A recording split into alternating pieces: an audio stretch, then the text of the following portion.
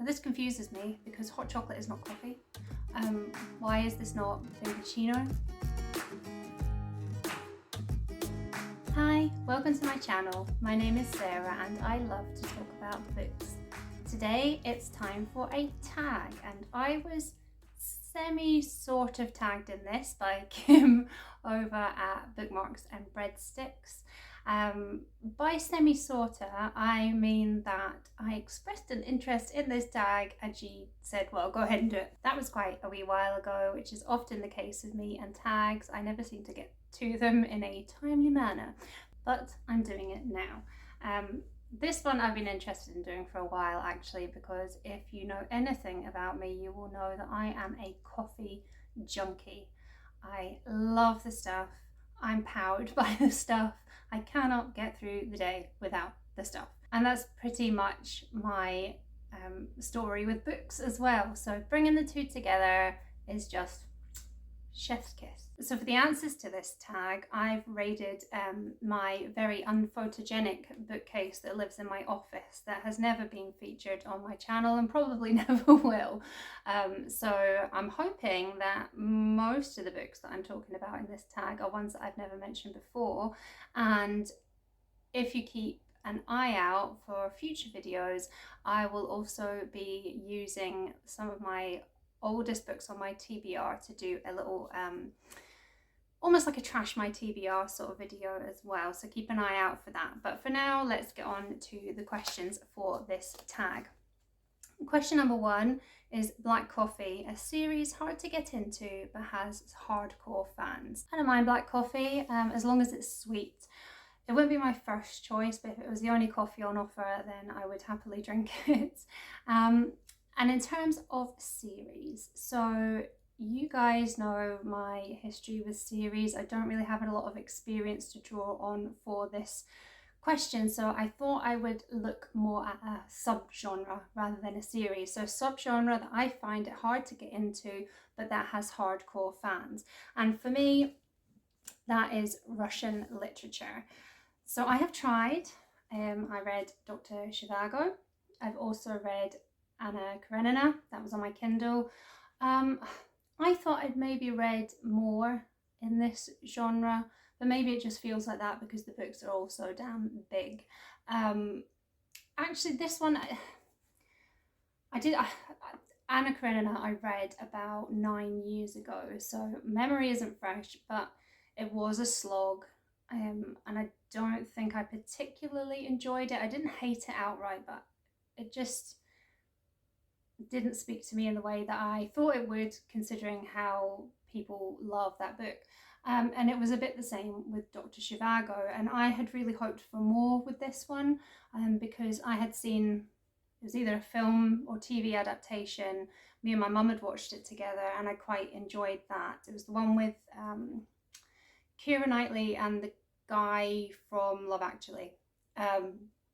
So I was hoping to enjoy this more than I had Anna Karenina, and I did.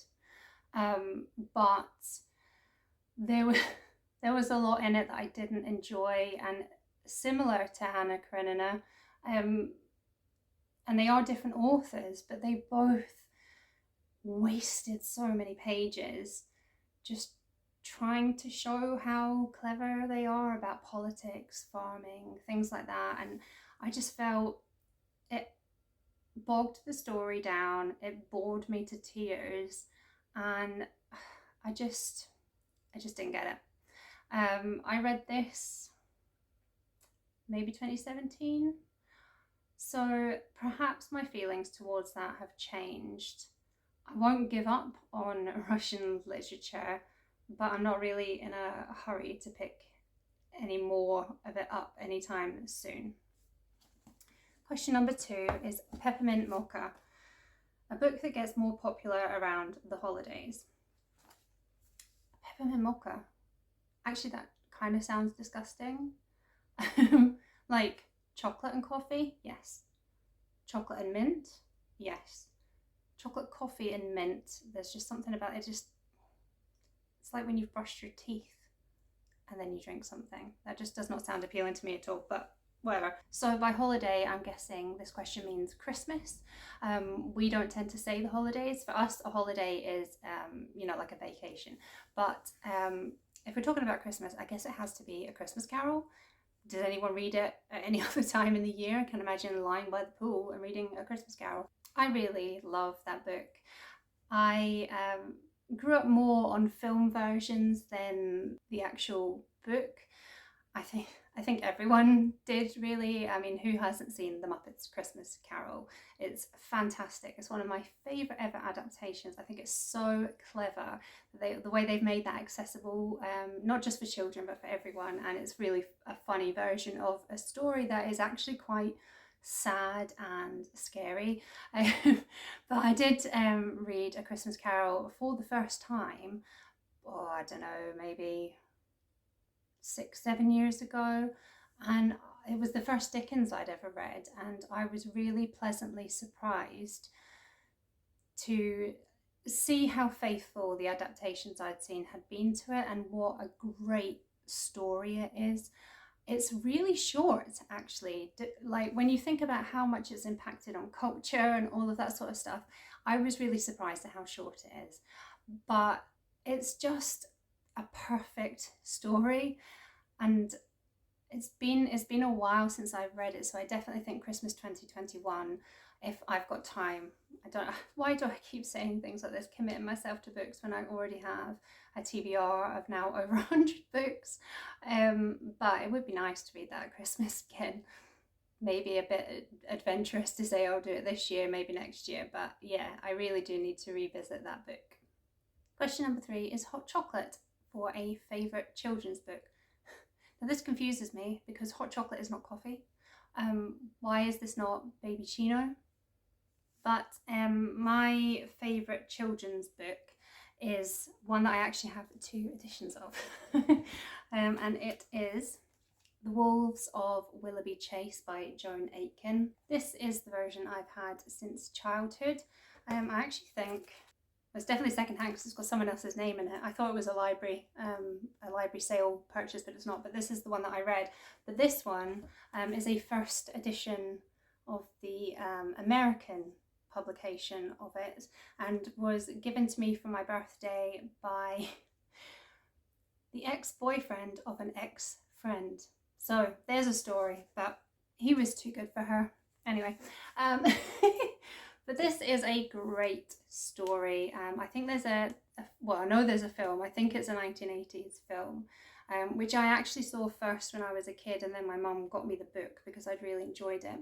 But this is basically set in a version of England in the 1800s, where they've built the Channel Tunnel, and in doing so, wolves have come back to the UK through the tunnel from Europe, and people just live in fear of these wolves. And it's about 2 little girls, I think they're cousins.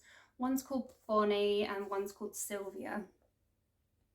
Sylvia has grown up in relative poverty, and then when her guardian gets too old to look after her, she then goes to stay with her very wealthy cousin Bonnie.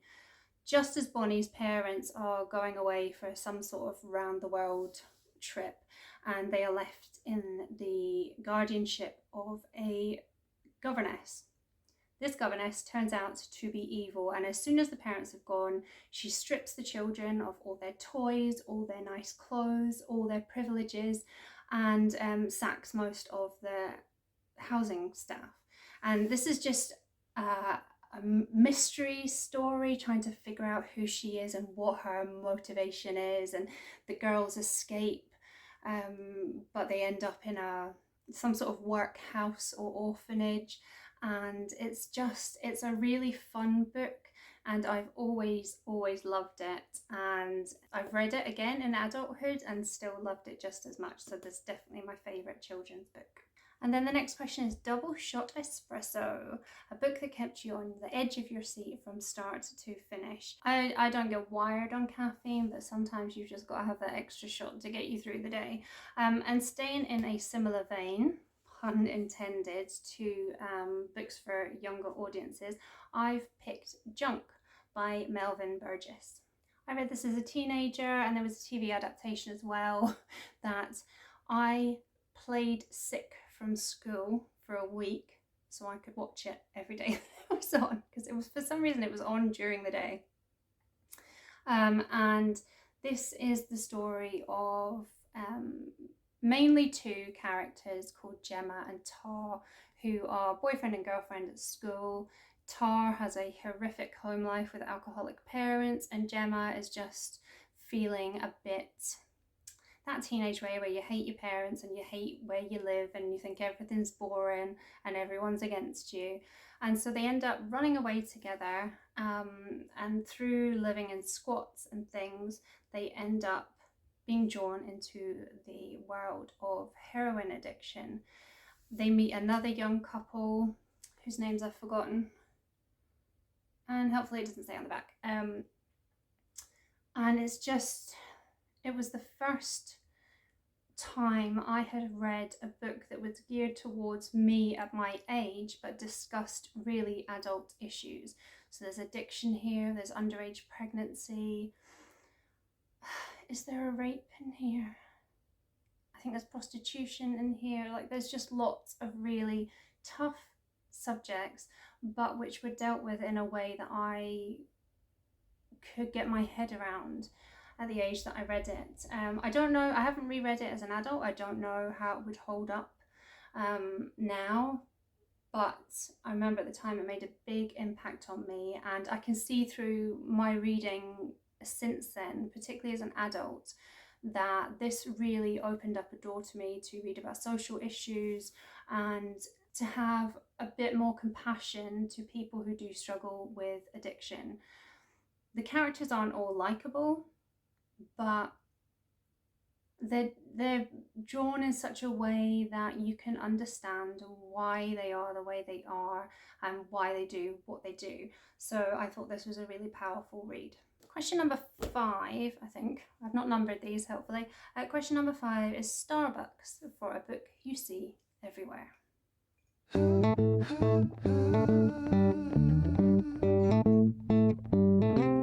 And for this one, I have picked The Tattooist of Auschwitz. I cannot count the amount of booktubers I have watched who have either directly talked about this book or have it on their bookcases. People loved, or will still love, this book. And so I read it thinking that I would as well. I've read a lot of World War II and a lot of Holocaust fiction, and I'm always drawn to the real life stories. And this is based on a true story. And I thought the writing sucked. I thought the writing was really basic. I think it started off life as a screenplay, and I don't think as a novel it goes much further than that. And I thought it really did a disservice to the man whose story it's telling, and basically to so many other people that were involved in his story. So the man in question is called Leo Sokolov, and he was held at Auschwitz for 3 years, and it's the story of what he did to survive and care for the people that he loved, and also the story of him falling in love with a fellow prisoner. And I feel that being a story about a particular person, there's just a complete lack of emotion in the writing, and it left me feeling quite cold towards Leo, which I think was my biggest disappointment. He came across quite arrogant, like as if he was the only person willing to put himself at risk or whatever to help others survive. Something just didn't sit right with me in the telling. And I've since read that it's so inaccurate, the details in this book, which, considering she was supposed to have interviewed Leo for the purposes of writing this book, is just really unforgivable. If I can find it, I will post the link in the description below from I think it's the Holocaust Museum, who have questioned some of the claims made in this book, just in case you're interested. I just think to do that with someone's story is really unforgivable. So yeah. Question number 6 is Hipster coffee shop. Is there any other kind? and it's to give an indie book a shout out.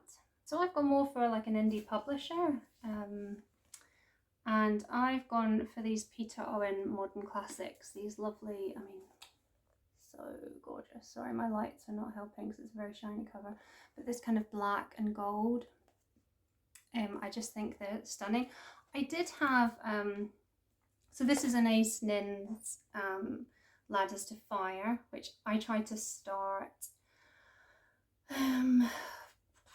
it must have been 2019, and I was in a really bad headspace at the time. I couldn't get into it, so I kind of, well, the fact that I've still got it, I guess it's not a DNF, it was just not for now. But this I did read, which I'll talk about in a second. I did have two others. I had two Anna Cabin books. One was called Sleep Has His House. I cannot remember what the other one was called. I can't seem to find them, which makes me think I must have unhauled them, which is a shame because I don't think they were books I disliked, so I don't know why I've done that.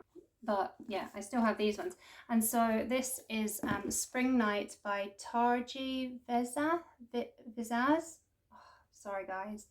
And this is probably the first book I ever read in one sitting. I was staying in a little like log lodge overlooking the amazingly named Loch Lochy, which Scotland loves a good name. And I was just cozy in this little lodge and just read this in one afternoon. So I don't know if it's the book itself or the memory that it evokes, but I do think I do remember really enjoying it. And so this is the story of 16-year-old Sissel and her young brother Olaf, who've been left minding their parents' farm for the night. But when a strange family descends on them, lost in a broken down car, the children have to cope alone. Greta, who's in labour, is accompanied by her distraught husband, childish father-in-law, a mother-in-law who has pretended to be paralysed and deaf for 2 years, and a mysterious girl, Gudrun, who seems to have stepped directly out of one of Olaf's dreams.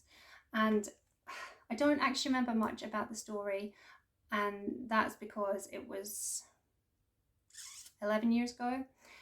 But I do remember that I really enjoyed it, and I think, I don't know if they still publish in this format anymore, but Peter Owen is an independent publisher. They do a lot of translated fiction, so they're definitely worth checking out. Question number 7. I've lost count, sorry guys. I think it's question number 7, is Decaf Coffee, a book you were expecting more from? Now, as an occasional decaf drinker, I find this question offensive. But I think for this, my answer has to be Catch 22. This is my dad's copy. It's very old. It's very thumbed.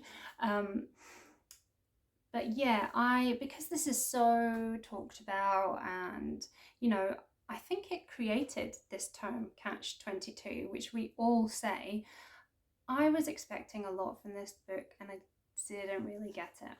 I looked back at my review and I've started by saying, geez, I hated this book for the first 50 pages and didn't like it for at least the next 100, but I never quit a book. I'm not going to say I did a complete turnaround on it, but I'm glad I made it through to the end. So why did I make it through to the end? I've said, I've read a good many books set in World War II, which I've already said in this video, but I usually read from the civilian point of view because I'm not into war stories. But this is probably the most honest war story you could come across, because war is shit. It's chaotic, scary, unjust, and completely nonsensical, and this book is all of those things laid bare. It's not a comfortable read. It's very difficult to follow the double talk and flashbacks, or to keep hold of the thread in the complete nonsense that it frequently descends into. And I think that's why I was disappointed in this book, because I just, man, it was hard work. But I didn't, like I said, I hated it to begin with, but I did changed my mind as it went on. So it wasn't a complete dud for me. And I have said, war isn't all heroics and victory. It's corruption, it's lies, it's the lives of many being cheap in the eyes of the powerful. It's backstabbing and bravado and bullshit chauvinism. And right there in the middle, it's scared young men caught in a fight which isn't even theirs.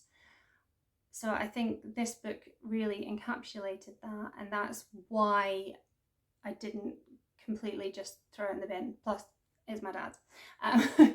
But yeah, I was expecting more from this book. And the last question is perfect blend. Bitter yet sweet. And that just makes me want another coffee, to be honest. But the book that I will pick is because it made me want more of this author's work, and it's Mayflies by Andrew O'Hagan. This had been the third Andrew O'Hagan book that I had read.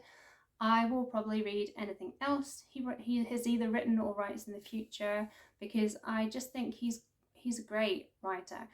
So Mayflies is about specifically two friends, but they're in a group, and you start off the book in their kind of late teens, early 20s, in the 80s, I think, where the guys are all going from the Ayrshire town where they all live down to a big music festival in Manchester. And it's about their friendships, their expectations for the future, how they just do not want to become their fathers. Particularly one of the main characters is something that he's really fighting against, because his father is a retired miner, and he's bitter, and he's just not a nice person to live with and be around. And then the story moves forward to present day when the guys are in their 50s, I think, and it's talking about the end of life and how things change over the years. And I love that blend of first the coming of age, and then the coming to the point of the end of your life. And I just thought it was really interesting. Is the best depiction of male friendship that I have ever read in a book. And I just think, I'm not that keen on male writers very often, but Andrew O'Hagan just has a heart in his writing. Plus, he's a Scottish writer. I'm heavily biased in that direction, as you all know. But that is the last book to discuss for this tag. I suppose I should tag other people, but I know loads of people have already done this tag. So if you haven't, consider yourself tagged. If you need an official tag, drop me a comment below and I will gladly tag you. What is your favourite type of coffee? I would like to hear that too. And until next time, bye. Hi, welcome to my channel.